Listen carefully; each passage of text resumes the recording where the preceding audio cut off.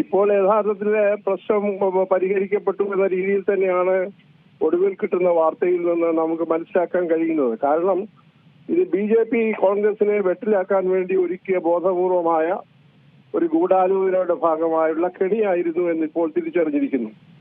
കാരണം ശശി തരൂരിന്റെ മേൽ എന്തെങ്കിലും നടപടിയെടുക്കുകയാണെങ്കിൽ സ്വാഭാവികമായി ശശി തരൂർ കോൺഗ്രസ് പാർട്ടിയിൽ നിന്ന് അകലുകയോ ഒരു പരിധി കഴിഞ്ഞാൽ വിട്ടുപോകുകയോ ചെയ്യുമെന്നുള്ള ഒരു പ്രതീക്ഷ BJP വെച്ചു പുലർത്തി എന്നുള്ളതാണ് ഇതിനകത്തെ തരംതാണ ഒരു രാഷ്ട്രീയത്തിന്റെ പ്രതിഫലനം. അതേതായാലും ഇപ്പോൾ പൊളിഞ്ഞിരിക്കുന്നു എന്നാണ് നമുക്ക് പറയേണ്ടിയിരിക്കുന്നത്. ശശി തരൂർ മുൻകാലങ്ങളിലും കുറെ നാളുകളായി കോൺഗ്രസ് പാർട്ടിക്കകത്ത് ചില അസ്വസ്ഥതകളൊക്കെ ഉണ്ടാക്കുന്നുണ്ട് എന്നുള്ളത് പരസ്യമായ രഹസ്യമാണ്. അദ്ദേഹത്തിന്റെ പല നിലപാടുകളും കോൺഗ്രസ് പാർട്ടിയുടെ നിലപാടുകളുമായി യോജിക്കാതെ പോകുന്നുണ്ട്.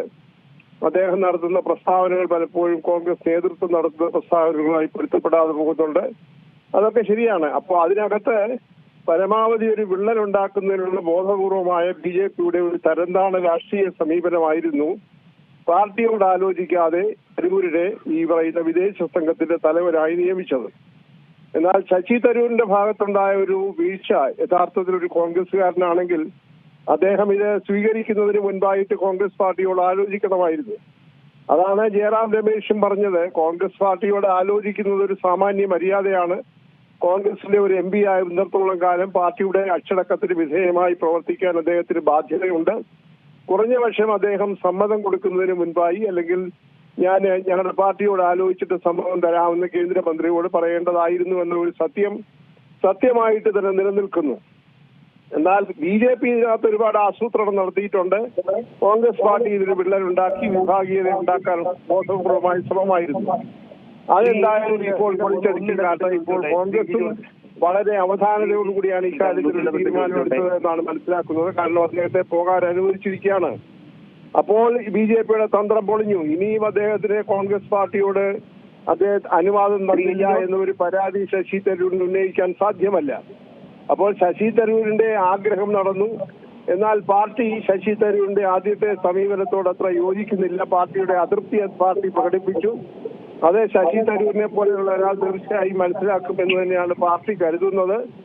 അതുകൊണ്ട് ഇപ്പോൾ കോൺഗ്രസ് പാർട്ടി എടുത്ത ഒരു പ്രായോഗിക സമീപനം ബുദ്ധിപൂർവമാണ് എന്ന് തന്നെ പറയേണ്ടിയിരിക്കുന്നു.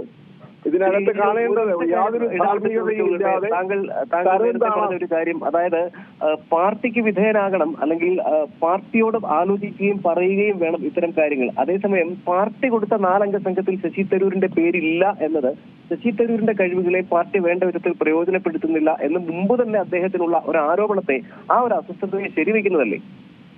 അല്ല, അങ്ങനെ പറഞ്ഞ് അതിനെ ഒരു സമവാക്യം ഉണ്ടാക്കാൻ എളുപ്പമാണ്.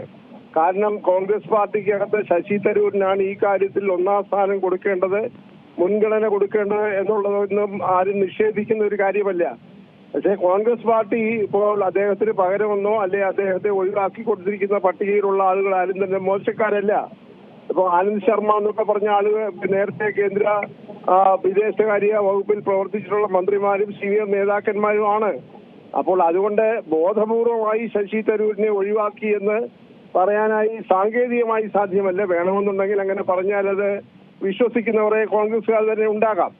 അത് ശരിയാണ്. ഒരർത്ഥത്തിൽ താങ്കൾ ചോദിച്ച ചോദ്യം ഒരളവ് വരെ ശരിയാണെങ്കിലും അതിൽ നിന്നുണ്ടാകാവുന്ന ഒരു പ്രതിസന്ധി ഇപ്പോൾ തരണം ചെയ്തിരിക്കുന്നു. ഇപ്പൊ രണ്ടുപേരും തരണം ചെയ്തിരിക്കുകയാണ്. ശശി തരൂരിനെ സംബന്ധിച്ച് അദ്ദേഹത്തിന് ഈ സംഘത്തിന്റെ തലവനായി പോകണമെന്ന് ആത്മാർത്ഥമായ ആഗ്രഹമുണ്ട്.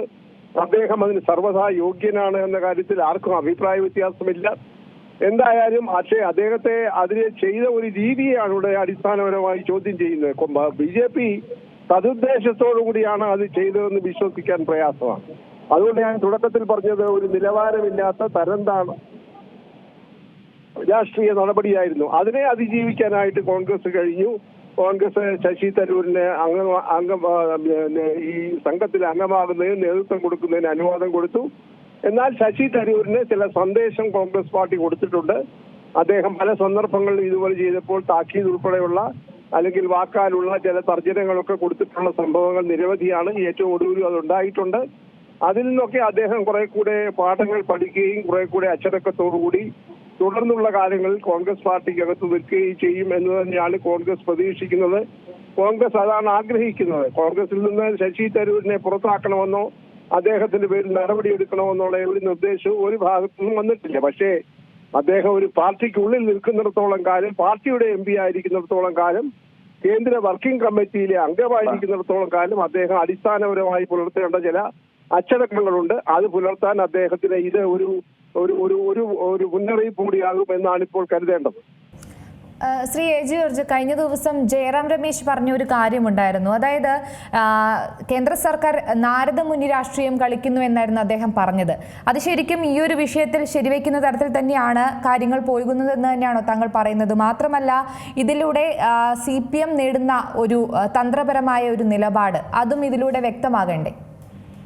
അല്ല, CPM-നെ സംബന്ധിച്ച് തന്ത്രപരമായ നിലപാടെടുക്കത്തക്ക ശേഷിയുള്ള ഒരു ദേശീയ CPM-നെ സംബന്ധിച്ച് ആര് വിളിച്ചാലും പോകുന്ന രീതിയിലുള്ള ഒരു മട്ടിലാണ് CPM-നെ സംബന്ധിച്ച് നമ്മൾ കാണുന്നത്. ഇപ്പോൾ ഇവിടെ പറഞ്ഞത് CPM എന്ന് പറയുന്നത് ഇപ്പൊ ഏതാണ്ട് പിന്നെ കളയിക്കുള്ള മുതൽ മംഗലപുരം വരെയുള്ള പാർട്ടിയായി ചുരുങ്ങിയിരിക്കുകയാണ്. അതുകൊണ്ട് CPM-നും ഇതുമായിട്ടൊന്നും താരതമ്യം ചെയ്യണമെന്ന് എനിക്ക് അഭിപ്രായമില്ല. CPM-നെ ഞാൻ ചെറുതായി കാണുന്നില്ല. CPM-നൊന്നും ഇപ്പോൾ ഈ BJP-യുടെ ഈ ക്ഷണത്തോടൊന്നും ശക്തമായി നിഷേധ രൂപത്തിൽ പെരുമാറാൻ സാധ്യമുള്ള അതിനുള്ള കെൽപ്പൊന്നുമല്ല. പ്രത്യേകിച്ച് ബ്രിട്ടാസ്മി പറഞ്ഞതുപോലെ ഒരു കാര്യം ഉയർത്തിയിരിക്കുകയാണ് വിദേശത്തേക്ക് പോകാൻ തക്കം നോക്കിയിട്ട്. അദ്ദേഹവും ഒരു കമ്മ്യൂണിസ്റ്റ് ആണ് എന്നൊക്കെ പറയാം. എന്നാൽ പോലും അദ്ദേഹത്തിന് ഇതിനകത്ത് അടിസ്ഥാനപരമായ ഒരു താല്പര്യമുണ്ട്. പുറത്തു പോയി ഒരു ഇന്ത്യയെ പ്രതിനിധീകരിച്ചുകൊണ്ട് പോകുന്ന ഒരു സംഘത്തിലാണെന്നൊക്കെ പറഞ്ഞ് അദ്ദേഹത്തിന്റെ ബയോഡേറ്റയിൽ കുറെ കാര്യങ്ങൾ ചേർക്കാനായി സാധിക്കും. CPM-ന്റെ ഒരു നിലപാട് ഇതും തമ്മിൽ ഒരു താരതമ്യവുമില്ല. കോൺഗ്രസ് പാർട്ടിക്ക് അങ്ങനെയല്ല. കോൺഗ്രസ് പാർട്ടി നേരത്തെ തന്നെ ഒരു പട്ടിക കൊടുത്തു. ആ പട്ടികയ്ക്കകത്ത് ഉള്ള ആരെയും ഉൾപ്പെടുത്താതെ ബോധപൂർവം ഇദ്ദേഹത്തിനെ ഉൾപ്പെടുത്തിയത് തന്ത്രപരമായ നീക്കമായിരുന്നു. കാരണം BJP-യെ സംബന്ധിച്ചിടത്തോളം 1-ാം നമ്പർ ശത്രു എന്ന് പറയുന്നത് ഇന്ത്യൻ നാഷണൽ കോൺഗ്രസ് ആണ്. അപ്പൊ ഇന്ത്യൻ നാഷണൽ കോൺഗ്രസിനകത്ത് ഒരു പ്രശ്നം ഉണ്ടാക്കുക എന്ന് പറയുന്നത് നേരത്തെ പറഞ്ഞതുപോലെയുള്ള വില കുറഞ്ഞ ഒരു രാഷ്ട്രീയ തന്ത്രം, അധാർമികമായ രാഷ്ട്രീയ തന്ത്രം അവർ പ്രയോഗിച്ചു. പക്ഷേ അത് അവർ ഉദ്ദേശിച്ച ഫലം കണ്ടില്ല എന്നുള്ളതാണ്. CPM-ന്റെ ബ്രിട്ടാസ് പോകുന്നൊന്നും ഇവിടെ ദേശീയ തലത്തിലൊന്നും ചർച്ച ചെയ്യേണ്ട ആവശ്യമില്ല. പ്രാദേശിക തലത്തിൽ പോലും ഒന്നുമില്ല. CPM-ൽ ആകെയുള്ള 4-5 പേരിൽ ഒരാളെ വിളിച്ചു, അയാൾ പോകുന്നു എന്ന് മാത്രം അതിനെ കണ്ടാൽ മതി. ഞാൻ അങ്ങനെ കാണാനേ ഉദ്ദേശിക്കുന്നുള്ളൂ. അല്ലാതെ ജോൺ ബ്രിട്ടാസ് എന്ന് പറയുന്ന ഒരു അന്തർദേശീയ നയതന്ത്ര വിദഗ്ധനായതുകൊണ്ടൊക്കെ അദ്ദേഹത്തെ ക്ഷണിച്ചതാണെന്നുള്ള അഭിപ്രായം എനിക്കില്ല. അദ്ദേഹത്തോട് എനിക്ക് ബഹുമാനമുണ്ട്. അദ്ദേഹം MP ആണ്. പക്ഷേ അതും ശശി തരൂരിന്റെ വിഷയവും തമ്മിലുള്ള താരതമ്യം അപ്രസക്തമാണ്. ഒരു പ്രസക്തിയുള്ള താരതമ്യമാണെന്ന് എനിക്ക് അഭിപ്രായമില്ല. ഈ ഒരു യാത്രയുമായി ബന്ധപ്പെട്ട് സംഘത്തിൽ ഉൾപ്പെടുത്താൻ 4 പേരെ കോൺഗ്രസ് നിർദ്ദേശിച്ചിരുന്നു. അതുമായി ബന്ധപ്പെട്ട് ഒരു ലിസ്റ്റ് കൊടുക്കുകയും ചെയ്തു. അപ്പോൾ ഈ സർക്കാർ അതൊക്കെ തള്ളിക്കളഞ്ഞ ഒരു ഏകപക്ഷീയമായ ഒരു തീരുമാനം എടുക്കുകയായിരുന്നു. അത് തികച്ചും ഒരു രാഷ്ട്രീയ ഭിന്നത ഉണ്ടാക്കാൻ എന്നുള്ള ഒരു ലക്ഷ്യം വെച്ച് തന്നെ ആയിരിക്കുമോ ഈ ഒരു തീരുമാനവും എടുത്തിട്ടുണ്ടാകുക? ഞാൻ തുടക്കത്തിൽ മുതൽ തന്നെ ആവർത്തിച്ച് അത് തന്നെയാണ് പറഞ്ഞുകൊണ്ടിരിക്കുന്നത്. വളരെ ഗൂഢമായ, വളരെ ആസൂത്രിതമായിട്ടുള്ള BJP-യുടെ ഉള്ള ഒരു തന്ത്രമായിരുന്നു. അതിനാണല്ലോ നാരദ വേഷമാണല്ലേ, നാരദ സ്വഭാവമാണ് കാട്ടിയെന്ന് പറയുന്നത് ആശ്ചര്യമായി ശരിയാണ്. കാരണം ഞാനൊന്ന് ഒന്നുകൂടെ ചോദിക്കട്ടെ. പൊതുസമൂഹം കേൾക്കുന്ന ഒരു ന്യൂസ് ചാനലാണല്ലോ സി ന്യൂസ്. അതുകൊണ്ട് സി ന്യൂസിലൊക്കെ ഇതിനെക്കുറിച്ച് പറയുമ്പോൾ ഇതിനകത്തുള്ള ഒരു വളരെ വില കുറഞ്ഞ രാഷ്ട്രീയ തന്ത്രം നമ്മളെ കാണാതെ പോകുന്നു എന്ന് പറയാനായി സാധ്യമല്ല. അതുതന്നെയാണ് ഞാൻ തുടക്കം മുതൽ പറഞ്ഞുകൊണ്ടിരിക്കുന്നത്. ഇത് ബോധപൂർവമായി കോൺഗ്രസ് പാർട്ടിയിൽ ഒരു വിള്ളലുണ്ടാക്കാൻ വേണ്ടി ചെയ്ത ഒരു നടപടിയാണ്. മറിച്ചായിരുന്നുവെങ്കിൽ സാങ്കല്പികമായി ചോദിക്കുക, BJP-യോട് അനുവാദം ചോദിക്കാതെ കോൺഗ്രസ് ഭരിക്കുന്ന കാലത്താണെങ്കിൽ നേരിട്ട് ഒരാളിനെ ക്ഷണിക്കുന്ന ഒരു സാഹചര്യമുണ്ടോ? അതൊരു രാഷ്ട്രീയ ധാർമ്മികതയാണോ? അത് ആലോചിക്കണം. അവിടെയാണ് നമ്മൾ ഈ രാഷ്ട്രീയ അധാർമികതയും വില കുറഞ്ഞ രാഷ്ട്രീയവും തരംതാണ രാഷ്ട്രീയവും ഗൂഢാലോചനയൊക്കെ കാണുന്നത്. അത് വളരെ പ്രകടമല്ലേ? കോൺഗ്രസ് പാർട്ടിയിൽ നിന്ന് ഒരു അന്തർദേശീയമായ ഒരു പരിപാടിക്ക് നയതന്ത്ര സംവിധാനത്തിൽ ഒരുക്കം ഉണ്ടാക്കുമ്പോൾ സ്വാഭാവികമായി പാർട്ടിയോട് ആവശ്യപ്പെടണം. പാർട്ടി ആവശ്യപ്പെടുമ്പോൾ കൊടുക്കുന്ന പട്ടിക പാർട്ടി അവരെ സ്വീകരിക്കാം, അല്ലെങ്കിൽ തള്ളിക്കളയാം. അല്ലാതെ പാർട്ടി കൊടുക്കുന്ന പട്ടികയെ പൂർണ്ണമായി തള്ളിക്കളഞ്ഞുകൊണ്ട് അവർക്ക് ഇഷ്ടമുള്ളയാളിനെ കോൺഗ്രസ് പാർട്ടിയിൽ നിന്ന് കണ്ടെത്തുക എന്ന് പറയുന്നത് ഒരു തരത്തിലും ഒരു നീതീകരണമുള്ള സംഗതിയല്ല. ധാർമ്മികതയില്ല, അതിനകത്ത് രാഷ്ട്രീയ സദാചാരവുമില്ല. 1. 2, ശശി തരൂർ അത് നേരിട്ട് സ്വീകരിച്ചതിനകത്തും ഒരു പെശകുണ്ട്.